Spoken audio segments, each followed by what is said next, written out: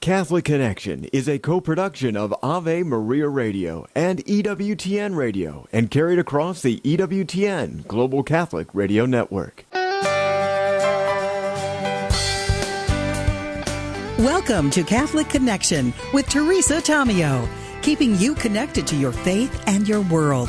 Teresa tackles the issues of faith and culture, the pro-life message, and media awareness. And now, here's Teresa Tomeo.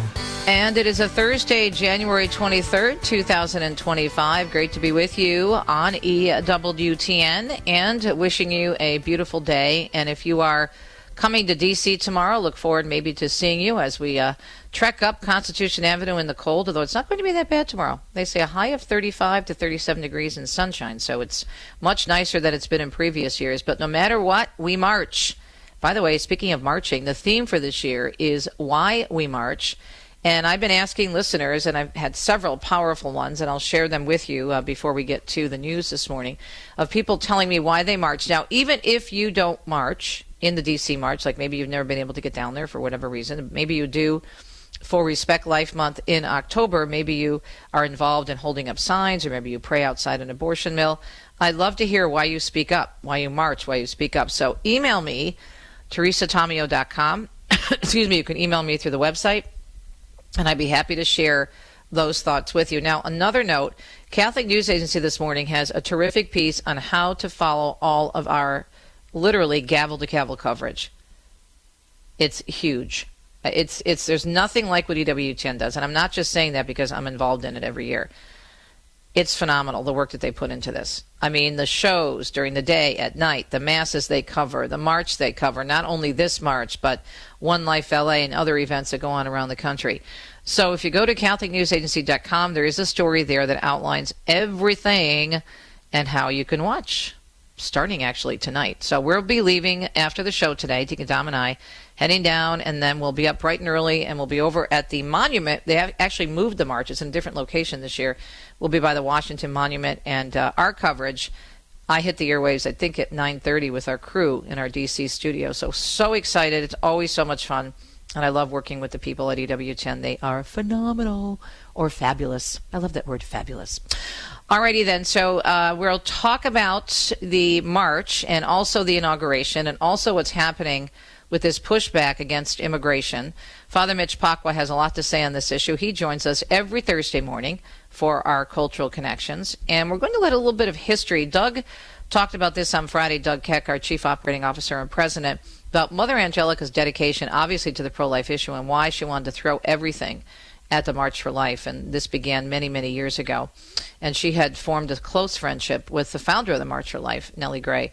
We'll discuss that, and also Father Mitch's reaction to what's going on, and that bishop, air quotes, from the cathedral in Washington, and the way she made a spectacle of herself and lectured the Trump administration, used it as an opportunity, and now she's on this media tour, and just ignoring all of the other issues that are out there. Everybody is a victim, including her, but not looking at the reality of the situation when it comes to transgender ideology and the real problems that we have with completely open borders. Now, it's important for us as Catholics, and Father Mitch will talk about this, to look at what the Catechism says. The Catechism doesn't say, keep the open borders, let everybody in. The Catechism says, yes, we have to be very concerned for the migrants and the vulnerable. Obviously, we have to help. But the Catechism is very clear that a country has a right to protect its borders, and they expect that people coming in respect our laws. Look it up. It's in there in the Catechism. So this idea from some in religious life that everything has to be open. If we don't have borders, we don't have a country. And again, the Catechism talks about this. This is what's so important about church teaching, because there's balance. All right, so we'll talk about that with Father Mitch. And then we are working on getting the amazing Dr. Monica Miller with us from Citizens for a Pro-Life Society. She is attending the March for Life, and she's going to be talking about the recent passing of the former president of Planned Parenthood, Cecile Richards, who died on Monday of brain cancer, and very aggressive brain cancer. And we'll also talk about the latest on the pardons for pro-lifers who were jailed for sit-ins, jailed, some of them receiving several years behind bars. So that is the program for a busy Thursday morning, January 23rd. Dangerously cold temps, according to the National Weather Service, lingering today across the southeast, followed by a slow return to near normal readings expected by tomorrow into the weekend. High winds and low humidity will maintain critical fire weather conditions in Southern California into tomorrow morning as well.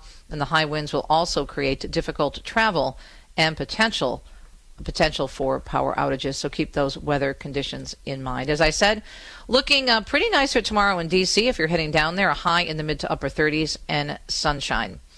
All right, I want to share just two quick emails I received from our wonderful listeners, and I'll also be sharing these on the air tomorrow. And this is why people are saying they march and stand up for life. This is from Jerry and John from Vero Beach, Florida. Dear Teresa, my husband and I started a pregnancy resource center 11 years ago in Vero Beach, Florida, and saved over 6,500 at-risk babies. We average 900 new clients every year in a county that averages nearly 1,200 births per year. God's plan for our center, bigger than we ever imagined.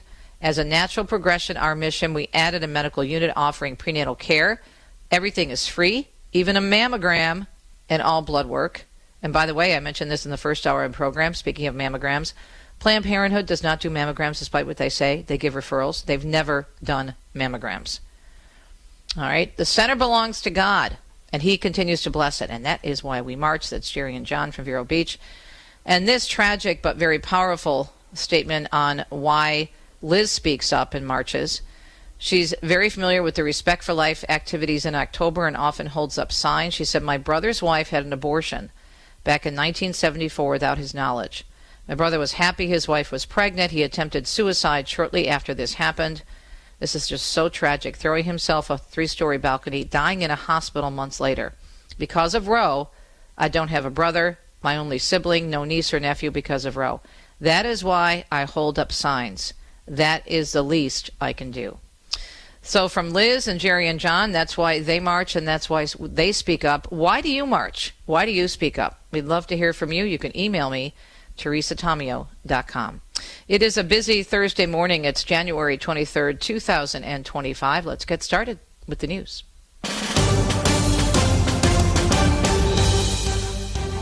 Catholic News Agency reporting the New York Supreme Court ruling on Tuesday that a Nassau County law prohibiting men from competing in female sports at a country-run facility is constitutional. The state Supreme Court Judge Bruce Cousins, as CNA explains, ruled against the Long Island Roller Rebels, a women's roller derby league that had sought to block a county law banning men from taking part in women's sports at the county's parks and recreational facilities. In the decision, the judge wrote he does not find that the local law excludes transgender women and girls from the public facilities based on their gender identity, adding the plaintiffs have not shown discrimination under the human rights law and the civil rights law. He also ruled the law does not discriminate, as those who identify as transgender can still play in co-ed sports leagues. And in the decision, the judge emphasizing the risk of injury for women if men are allowed to play on their sports teams. At the weekly general audience yesterday at the Vatican, Devin Watkins tells us the Holy Father continued his catechesis series, his catechetical series, dedicated to Jesus, our hope. He also reflected on the theological virtues and the actions in the life of our Blessed Mother. He reflected on the angel Gabriel's annunciation to Mary that she would bear the Son of God. In the village of Nazareth, a town in Israel never mentioned in the Old Testament, God's messenger greets Mary with an unusual greeting, Hail, rejoice, which is used in Scripture to announce the coming of the Messiah to the daughter Zion. It is an invitation, he said, to the joy that the Lord addresses to his people when the exile ends and the Lord makes his living and active presence felt. He added that the angel Gabriel also uses an endearing Greek term meaning filled with divine grace, which indicates that God has already dwelt in Mary's heart for some time and will continue to do so. Speaking off the cuff, Pope Francis noted that the angel reassured Mary not to be afraid. We too, he added, must not fear the uncertainties of life, since the Lord walks with us. Pope Francis said the angel then announces Mary's mission to be the mother of the long-awaited Messiah, who will be king in the divine spiritual manner. Upon hearing Gabriel's annunciation, Mary is shaken to the core by the invitation to bear God's Son. È da donna intelligente qual è, capace cioè di leggere dentro gli avvenimenti. As the intelligent woman she is, said the Pope, she tries to understand, to discern what is happening to her. Mary, he said, does not look outside, but within. Confirmation votes taking place on Capitol Hill today for President Trump's cabinet picks. The Senate expected to vote on John Radcliffe's nomination for CIA director. Also expected to hold a procedural vote to end debate related to Pete Hegseth's confirmation to be the next Secretary of Defense. And Brian Shook tells us the Pentagon is sending an additional 1,500 active duty troops to the southern border. According to multiple reports, a U.S. official confirmed the news. That's on top of the 2,500 service members already at the border, ordered there by the Biden administration. These additional service members will deploy across the border by the end of the month. And the Justice Department is threatening to prosecute state and local officials who resist the federal crackdown on immigration. In a memo yesterday, the DOJ outlining the president's plans to challenge sanctuary city laws and said those who decline to prosecute immigration cases will be put under investigation that could potentially lead to prosecution. The House also passing the Laken Riley Act. That legislation passed yesterday aiming to clamp down on illegal immigrants who commit crimes. It will be the first bill sent to President Trump's desk to sign into law after returning to the White House this week. And weather experts say this week's winter storm sent new snowfall records to the state of Florida. National Weather Service meteorologist Andy Hayner in Tallahassee says they use special boards to collect the snow for measurement. The white color makes it so that, if the sun were to strike the board, it wouldn't heat it up and cause the snow to melt. Some volunteers simply sticking a ruler into the ground, and the new records, they say, will include nearly 9 inches recorded in Pensacola and almost 10 inches that fell in nearby Milton, where, get this, the previous record of 4 inches was set all the way back in 1954. Christian Marks tells us New York Governor Kathy Hochul is unveiling details on her plan to ban cell phones at schools throughout the state starting next year. Hochul says war is being waged on children's minds. Kids are being besieged with addictive algorithms, toxic social media, and cell phones that just can be so manipulative. She wants students to hand over their phones and other smart devices for the entire school day, including lunch. Schools will decide how to store them, such as with the use of lock pouches, which will be covered under the state budget. Schools will also be required to give parents an alternate way of contacting their kids. Hochul says schools with phone bans have seen a difference. Those students told me that kids are talking to each other in the cafeteria and between classes. She says those students are also learning more. And finally, our news segment, almost 13 minutes past the hour on a busy Thursday morning, January 23rd. CNN boss Mark Thompson reportedly planning to announce massive layoffs today, just days after he warned top on-air talent, including Jake Tapper and Anderson Cooper, they ought to avoid prejudging President Donald Trump.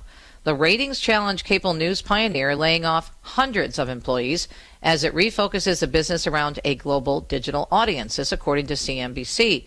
The job cuts come as CNN, owned by Warner Brothers Discovery, looks to rearrange its linear TV lineup and build out digital subscription products. Some shows produced in New York or Washington may move to Atlanta, where production can be done more cheaply, according to that report. It is a Thursday morning, and we catch up with Father Mitch Pacwa from EWTN with our Cultural Connections right after these messages. You are listening to EWTN, Global Catholic Radio. And again, I would love to hear why you march and share your thoughts, both today if we have time and tomorrow on the air when I'm covering the March for Life for EWTN. Just email me through teresatomio.com, and we'll get your comments. Thanks so much, and we'll be right back, as we say in Radioland.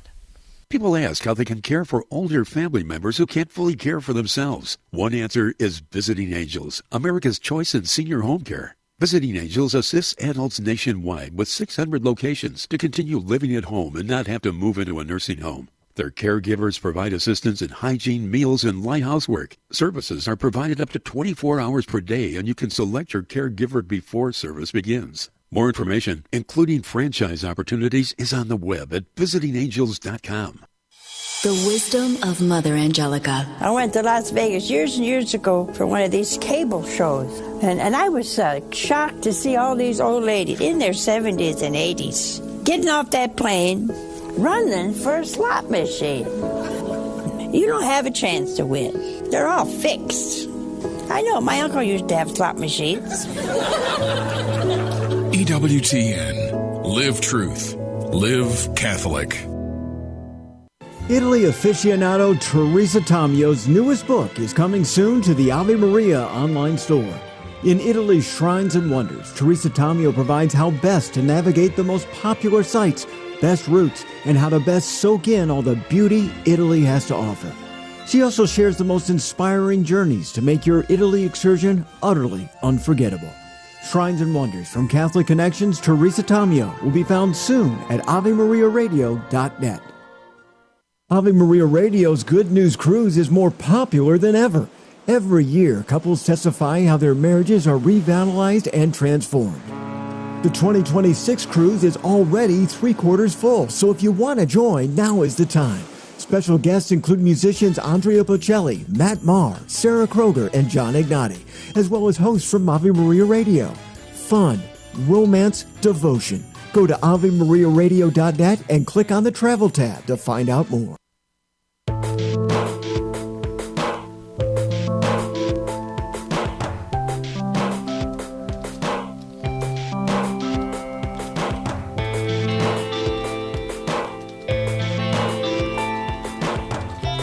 Welcome back. Catholic Connection is a Thursday, January 23rd. Always great to catch up with Father Mitch Pacwa, who needs no introduction, of course. But if you're new to EWTN, you can see all of his great work, of course, at EWTN.com, his radio programs, his books, through the catalog, and, of course, his many TV shows, including EWTN Live. You had John Bergsma on last night. He's great.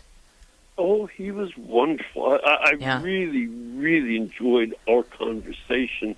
It for a Scripture, Old Testament guy, it was really fun to, talk about those things. For me, that's fun. Yeah, he's a brilliant man, but I love the stories about confession and how he's really trying. He's on a mission to help people understand the beauty of confession. All right, so your thoughts, because tomorrow we have, of course, the coverage will begin today, and they've actually been covering it for a while in terms of the issues on all of our news programs. And Catholic News Agency, again, has a great summary of how to watch all the coverage that EWTN is doing. So your thoughts on Mother Angelica and her dedication to not only this big event in D.C., but also her relationship with Nellie Gray, and really why it was so important to her to promote pro-life, Father. Your thoughts? A couple of things. One, Mother Angelica grew up on the edge of society, in a way, in this sense.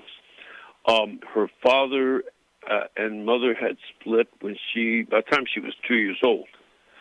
They lived great poverty. She was on the edge. She and her mom both were on the edge of survival. I mean, they were eating crackers and salami back when salami was one of the cheapest things you could buy, not like today. And so this was a very hard existence. And because they were poor, she also understood what it was like to be rejected. And that gave her a tremendous empathy. I mean, it showed up, for instance, in her reason for wanting to come to the South to open up the convent. She wanted to contribute what she, is a contemplative nun, could do for the civil rights movement. She was concerned about the plight of African Americans, especially in the South, back in the 1950s and, of course, earlier. Well, she also had the same kind of empathy for the unborn whose lives were on the edge as far as sections of society were concerned, changing from what was once one of the most protective areas of life. Pregnant women were always off limits to anybody but the most sociopathic nut. Men saw their duty to care for and protect a pregnant woman. That was the ideal. And now pregnancy became an enemy. And she said, no. These children on the edge must be protected. think was very much a concern for her.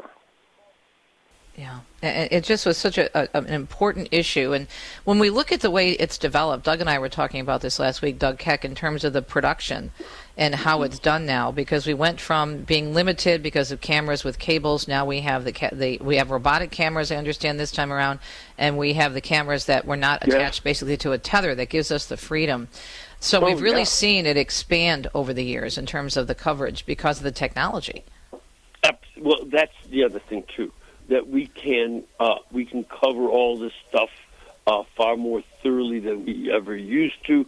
And I think the other thing is we see the reality of the change. I mean, Roe v. Wade has been shut down, basically. But that does not mean the end of the struggle. It continues on the other level, which this is the important part of what's going on today. It's two other levels. One level is that of the struggle for the state's laws. The legislation needs to go on at the state, and the other side has dedicated themselves to the state legislation. That's for sure. Secondly, the change also has to go on in the hearts and minds of the people to understand why this is not primarily an issue of people, having freedom. That's the way the left had put the issue as women's freedom, women's rights, things like that. This is my body and all that. Now the issue has to be brought to people so that they can see, wait a minute, yes, of course a woman has her freedom, but this child in her womb who has no ability to speak and no ability to defend himself or herself, that child still has rights because it's a creation of God Almighty, made in His holy image and likeness. And as such, it's very important for the right to and the March for Life to continue to promote the issues of human dignity and human life. I'm wondering if it's always a major crowd, a huge crowd. I'm wondering, Father, if we'll have a bigger crowd this year because people feel more comfortable with marching and with speaking out, although it's never stopped anybody before. But I think there's a different feeling out there right now. Would you agree with that? 100%. We've been talking about this since the November election. There is a shifting taking place back towards thinking about reality. I was recently talking to somebody in the military who had to deal with politicians a lot, as they must. They're accountable to the people through our representatives in Congress and through senators. And she said she couldn't believe how dumb some of them were. And I pushed her a bit. And it wasn't that they were so much dumb, but they had these abstract theories about a world that ought to be, instead of the common sense, practical realities of the way life is and how we cope with reality. They would constantly try to make policy for the military based on this world of all possibilities. And she said it was dumb. And one of the things, the reason I bring that up is a lot of politicians and people, particularly on the progressive left, live in that world in regard to political issues. And they cannot defend their whole rights and stuff.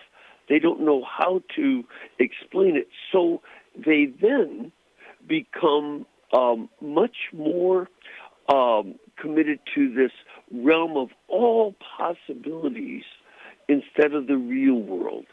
And this becomes, it makes them odd. So we have to come out and defend what is good and true.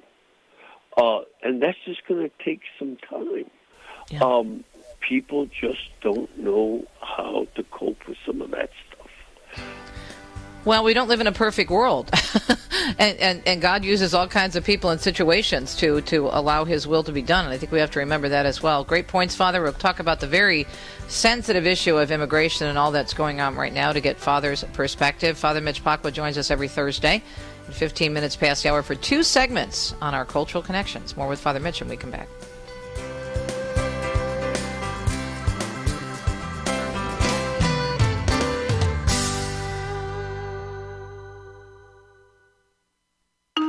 Dr. Ray Guarendi.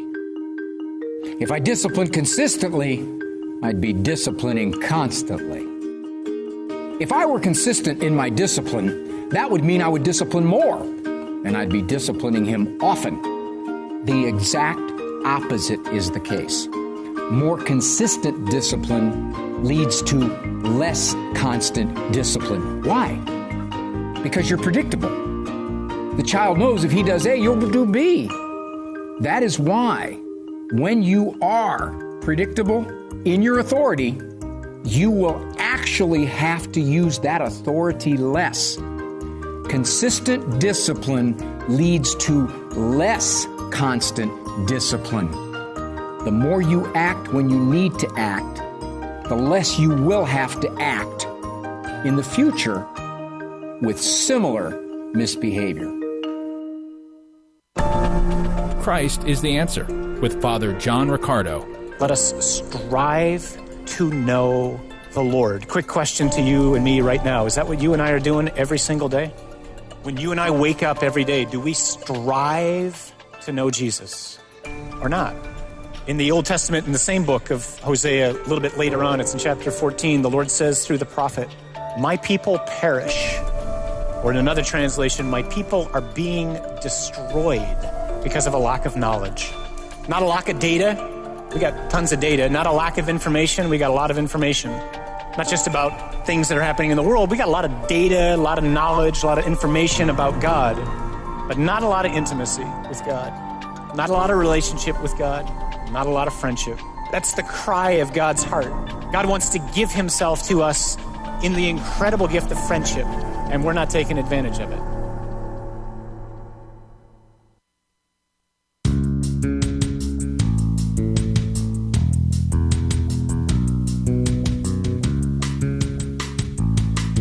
Catechism of the Catholic Church, paragraph 2241. I was alluding to this at the top of the hour. Political authorities, for the sake of the common good for which they are responsible, may make the exercise of the right to immigrate subject to various juridical conditions, especially with regard to the immigrant's duties toward their country of adoption. Immigrants are obliged to respect with gratitude the material and spiritual heritage of the country that receives them, to obey its laws, and to assist in carrying civic burdens. That is the Catechism of the Catholic Church. So where some people who have religious hats on and claiming that we're supposed to have open borders, where they're getting this from, if they're trying to come at it from a Christian or a Catholic perspective, they're wrong. If we don't have borders, we don't have a nation. And, Father, there is so much pushback to what the president is trying to do in terms of getting some control over the situation. And he is for legal immigration. He's not saying he's not going to let people into the country. He's saying there is a process to follow. And some people think it's going too far, but the situation, I don't think too many people would disagree. And it was, if you look at the polls, it was top of the issues. Immigration was a huge issue in the election. So what are your thoughts regarding all this pushback and making it sound like this is so inhumane in terms of trying to get a handle on this situation? A couple things. Again, I would go back to what I said about the superficiality of some folks. They really don't fully understand deep enough thinking about the problem at stake. They really don't.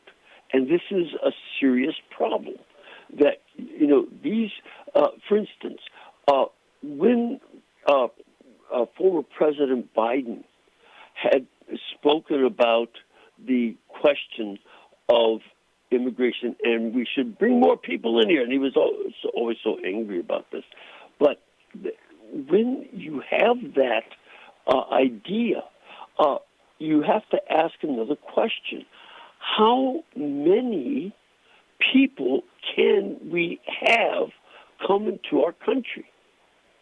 What is the actual limit? And they would never say. They would, how many people can we actually afford to have?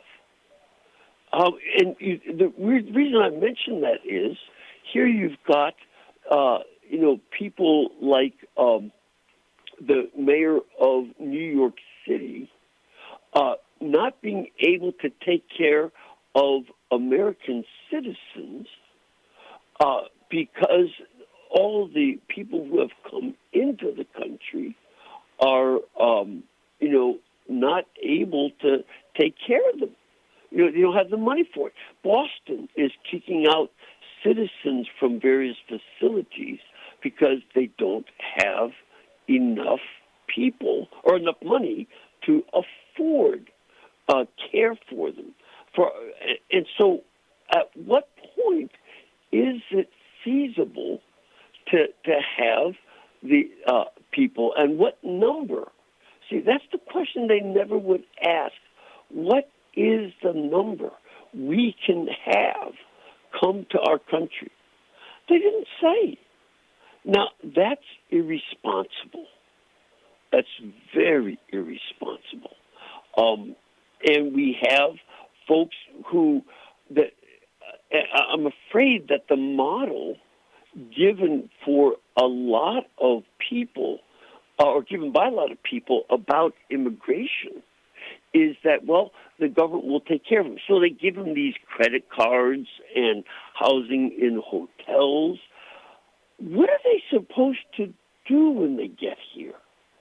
How do you sustain their lives in terms of jobs, new housing?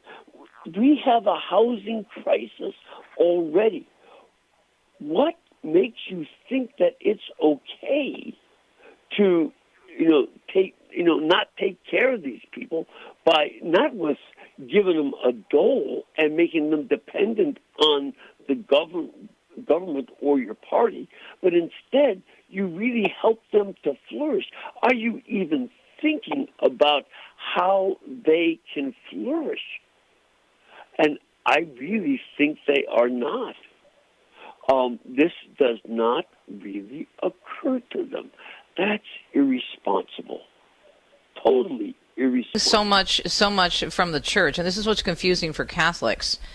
From the church, a church leader is saying that what's happening right now is wrong. Are they just trying to call for a different way of approaching this? Because it can be very confusing, because what you said is directly in line and reflecting what the Catechism teaches.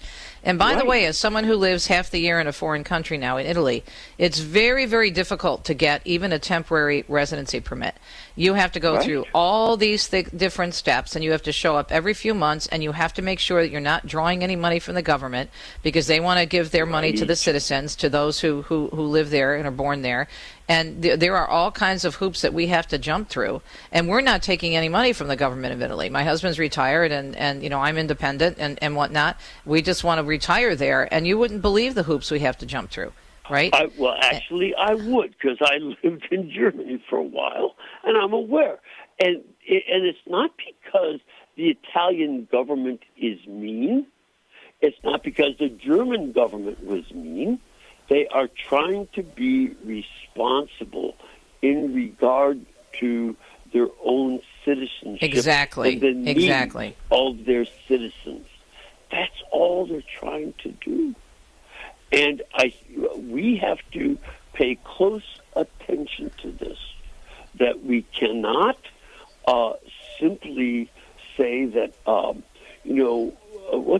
just let them stay. stay and do what? How do we continue to feed and nourish and care for folks?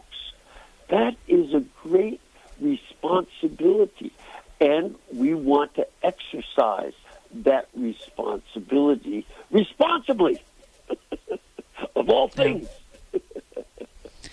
But how are we? We have about a minute left. Well, actually, only out of time. So I'd like to follow up with you next week on this, Father, in terms of how we are to look at this as Catholics from Catholic Church teaching. We talked a little bit about the Catechism, but the way some of the leaders are reacting can be very, very confusing. Of course, we're all, except for Native Americans, our brothers and sisters who are Native Americans, we're all immigrants. We all stem from immigrants on both sides of the family. Immigrants. Yeah. It's just that there was nobody else here. Right. For at first, there was nobody else here. But later on, they did have a lot of people showing up, and they had various tensions with the people that were here. And Native Americans fought each other on a regular basis. They engaged in all kinds of warfare. So we have to pay close attention to that. We definitely want to take it. We love people, but what we have is a form of chaos, and that chaos is what we no longer can afford to have. The other thing, too, and this has been part of the difficulty, so many of the people who have come here are, criminals. We've seen the crimes. Right. And nobody's talking about that. Nobody is talking about the bad news that goes in the reality of the situation, as you said. I'm talking about the media. We're talking about it here, but more important stuff to discuss with Father Mitch in our next segment a week from today, God willing.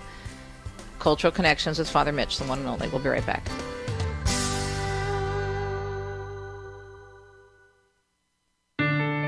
Living the Beatitudes with Father Bjorn. Blessed are the meek, for they shall inherit the earth.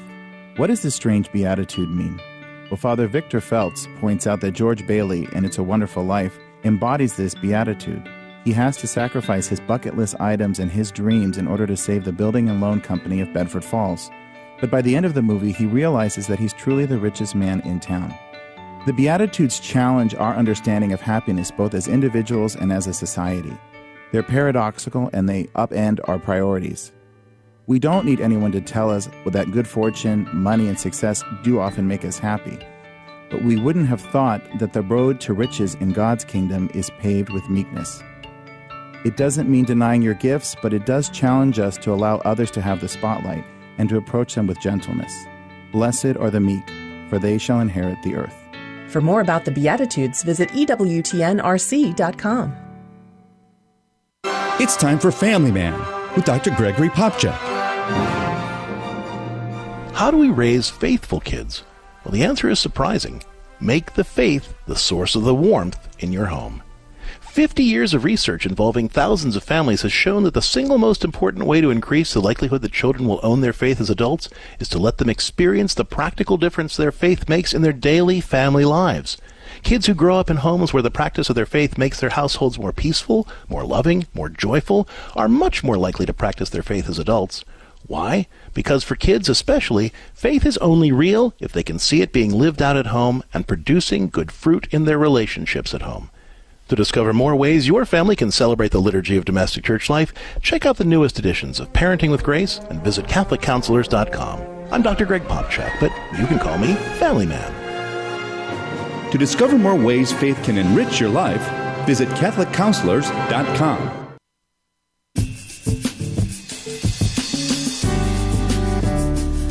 Wrapping up our Thursday morning edition of Catholic Connection on the EWTN Global Catholic Radio Network with a dear friend of mine and a pro-life warrior. She's just amazing. Dr. Monica Migliorino Miller with Citizens for a Pro-Life Society. She will be at the march tomorrow, and hopefully we'll be able to grab her for an interview. So, Monica, my goodness, so much to talk to you about. And let's get, first of all, your reaction. Are you hearing anything from the administration regarding the pro-lifers who were jailed for misdemeanors? What's the latest? And good morning. Happy New Year. Thanks for joining us. Hi. Good to be with you, Teresa. Can you hear me all right? I can, sweetie. You sound fine. Okay, good. Yeah. All right. Actually, I'm going to say right now it's just a bunch of crickets, and it's a little bit, I don't know, frustrating. Hopefully not. This will not be ultimately disappointing, but there has been no word from the Trump administration that they're regarding pardons for the pro-lifers who are in prison, those who are on probation, those who are on house arrest. There's conjecture, Teresa, that he would have done it yesterday, which was the anniversary of Roe v. Wade. It didn't happen.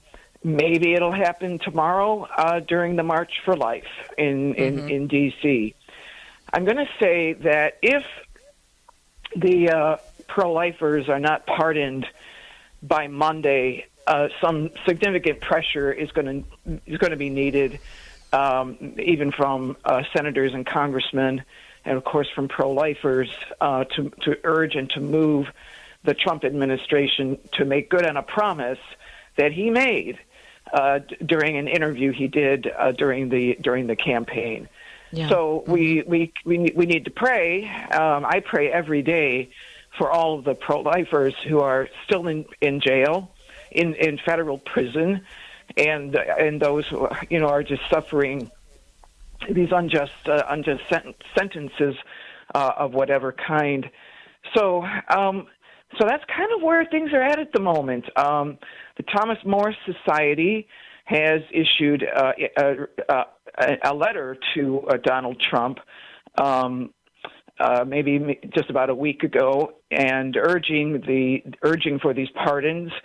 The Thomas More Society has really been in the forefront, defending us, including myself, because I have a freedom face case, Freedom of Access to Clinic Entrances Act face case that we're no pun intended facing in Ohio from two Red Rose rescues that we did. And Red Rose rescues don't even violate the Freedom of Access to Clinic Entrances Act because we don't block anything and we don't block anyone.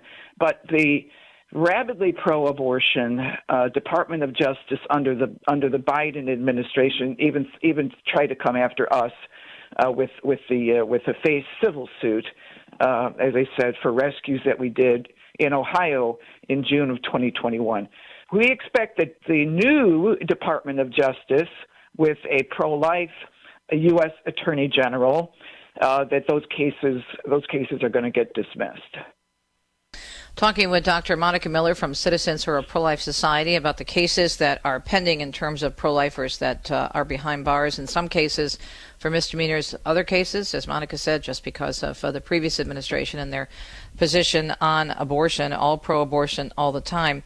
Now, when I talked to Rob Muse, of course, one of the attorneys, wonderful freedom attorneys religious freedom attorneys involved in the cases, this is before the inauguration. This is, I think, in December we had him on. He was pretty optimistic that this is going to be addressed. And it could be that given everything that's going on right now with immigration, that's been put on the back burner, but there have been a lot of other pardons. So we'll just keep praying and keep hoping. And people need to call the White House. And again, if this doesn't happen soon, to remind the president that this is one of his promises, correct? Right. You're exactly right, Teresa. Thank you for that. And I'm glad we're addressing this on your program.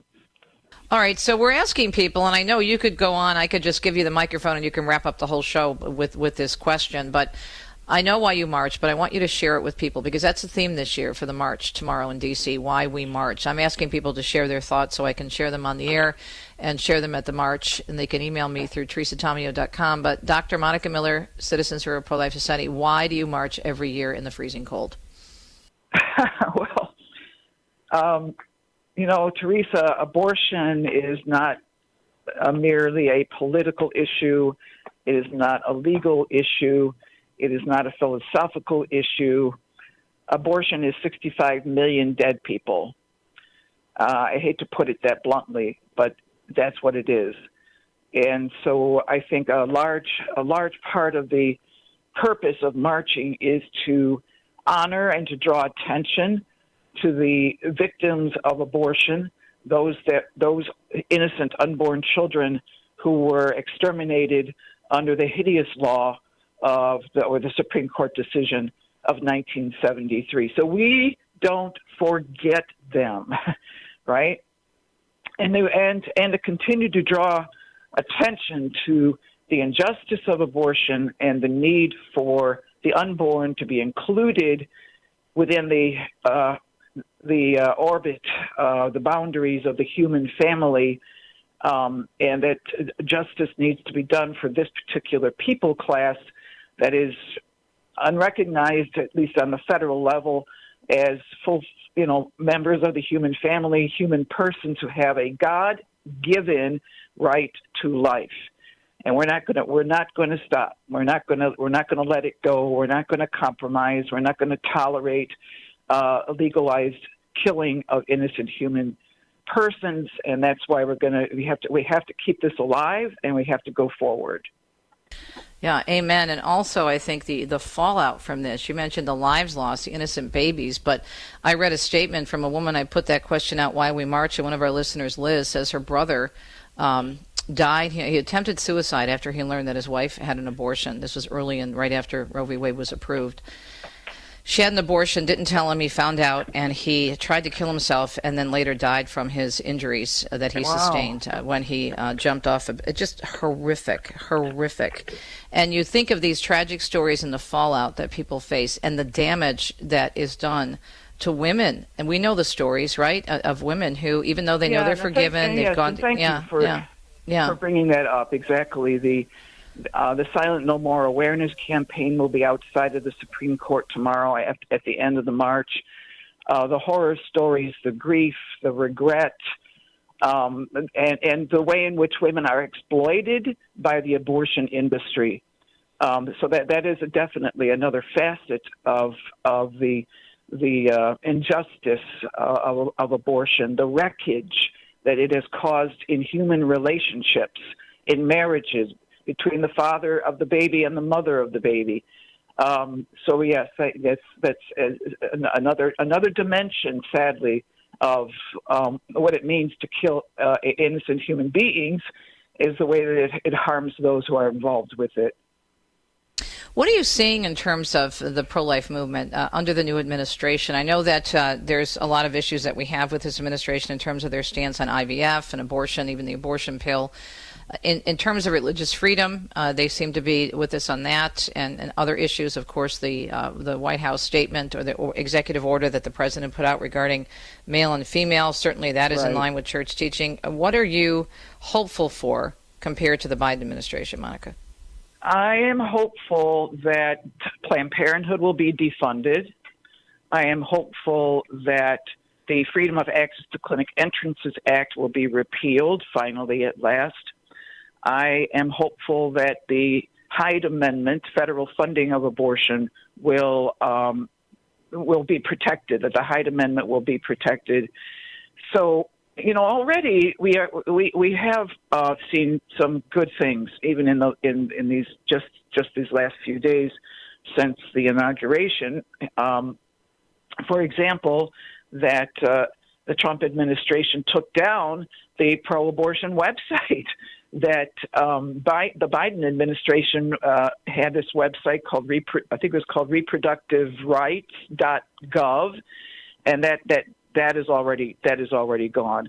We expect, and I'm not sure it happened yet, but maybe it did. So I don't want to misspeak, but I think we can expect that the Mexico City policy will be put back in place regarding the supporting and the funding of abortion in other countries. So there will be some good things happening. I think that we can hope with great confidence that good things are going to happen. Well, they did break away from the World Health Organization, which is huge, considering their connection to abortion. That's another big thing. All right, before we let you go, on Monday, Cecile Richards, the former president of Planned Parenthood, died of an aggressive form of brain cancer. Your thoughts? I mean, the number of babies that were killed under her leadership. May God have mercy on her soul. Yeah, I have prayed for the repose of her soul. That God, what I did, I put her soul in God's hands.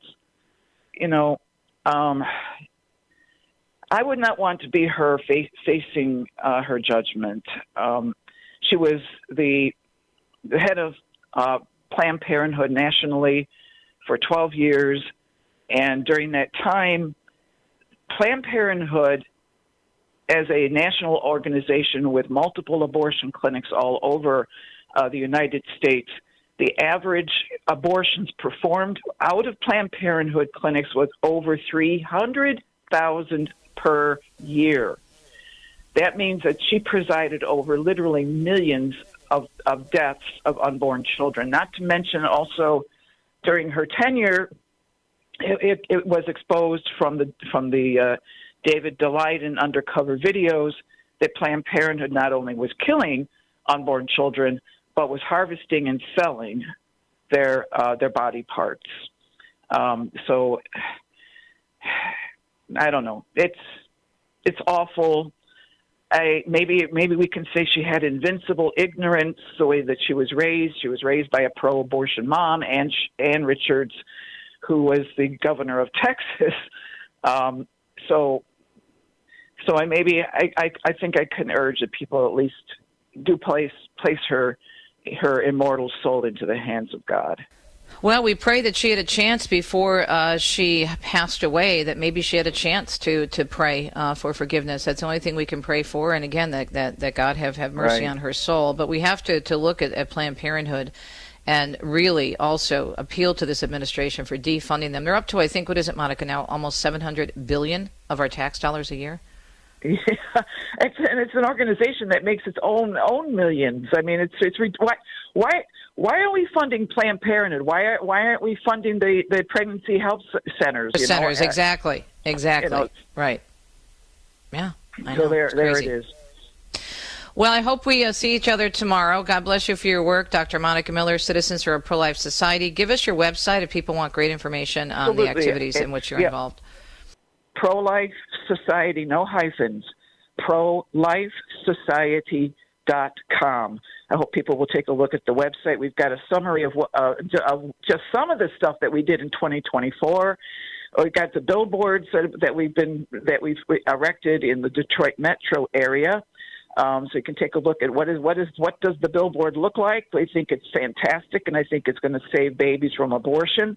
So all of that's up on the homepage at prolifesociety.com. All right, my dear. Good travels to you, and God willing, I'll see you tomorrow in D.C. talking with Dr. Monica Miller, one of our amazing pro-life warriors who really has been with us here at EWTN so many times. And she's also a great theologian and has written beautiful books as well. Citizens for a Pro-Life Society is her organization.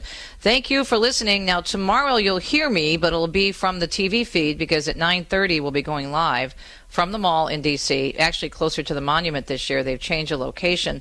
Would love to hear why you march. You can email me through teresatomeo.com, or you can send a message to Facebook at Mrs. Teresa Tomeo, and I'll be sharing those on, actually, if I can share some before we wrap up today. We have a commercial break we have to take, but also we'll be sharing those on my Facebook page and again on the air tomorrow. We'll be right back on a Thursday morning edition of Catholic Connection. Do you own popular index mutual funds or ETFs? If so, you're automatically own shares of companies that conflict with your moral beliefs. Ave Maria mutual funds are managed to conform to pro-life and pro-family values. Long-term investors can invest in the no-load Ave Maria mutual funds.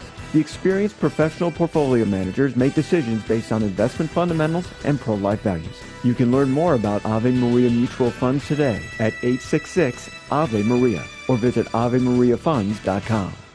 We were made for spiritual greatness. The divine image is in every person, however dimly seen in some. God gave man a spiritual and immortal soul. From the first moment in the womb, he or she is destined for eternal life with God. Man, by his reasoning, is capable of understanding the order the Creator has established. By our will, we are capable of aligning ourselves with our true good, which is where we find our perfection. Reason provides recognition of God's voice directing us toward good and avoiding evil.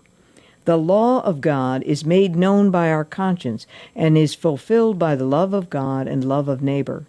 Because our first parents sinned, we suffer the wound of original sin. Thus, while we still desire good, we are inclined toward evil and subject to error. This is Peggy Stanton, and this has been the Order of Malta's Minute with the Catechism. People ask how they can care for older family members who can't fully care for themselves. One answer is Visiting Angels, America's choice in senior home care. Visiting Angels assists adults nationwide with 600 locations to continue living at home and not have to move into a nursing home. Their caregivers provide assistance in hygiene, meals, and light housework. Services are provided up to 24 hours per day, and you can select your caregiver before service begins. More information, including franchise opportunities, is on the web at visitingangels.com. One more response to the Why We March question.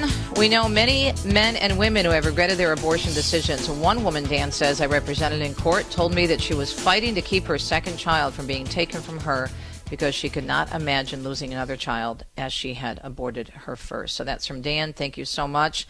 And again, I look forward to talking to you tomorrow on the radio and on the television from the Washington Monument, which is where we'll be starting our coverage. We'll be there where the rally begins, and we'll be on the riser doing all kinds of interviews and talking back and forth with the wonderful peeps back in the EWTN studio in D.C. But please check out the Catholic News Agency article today on CatholicNewsAgency.com, which gives you all the details in terms of the blow-by-blow schedule. So you'll know what to do and when to turn on the TV or the radio. Just keep it on all day. I'm telling you, it's going to be fun and great.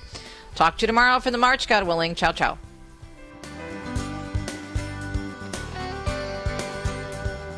You've been listening to Catholic Connection with Teresa Tomeo. Catholic Connection is a co-production of Ave Maria Radio and EWTN Radio and carried across the EWTN Global Catholic Radio Network. Our producer is Andrew Kruchek. For copies of this program or for more information, visit AveMariaRadio.net. That's AVEMariaRadio.net. Thanks for listening, and join us next time for another edition of Catholic Connection.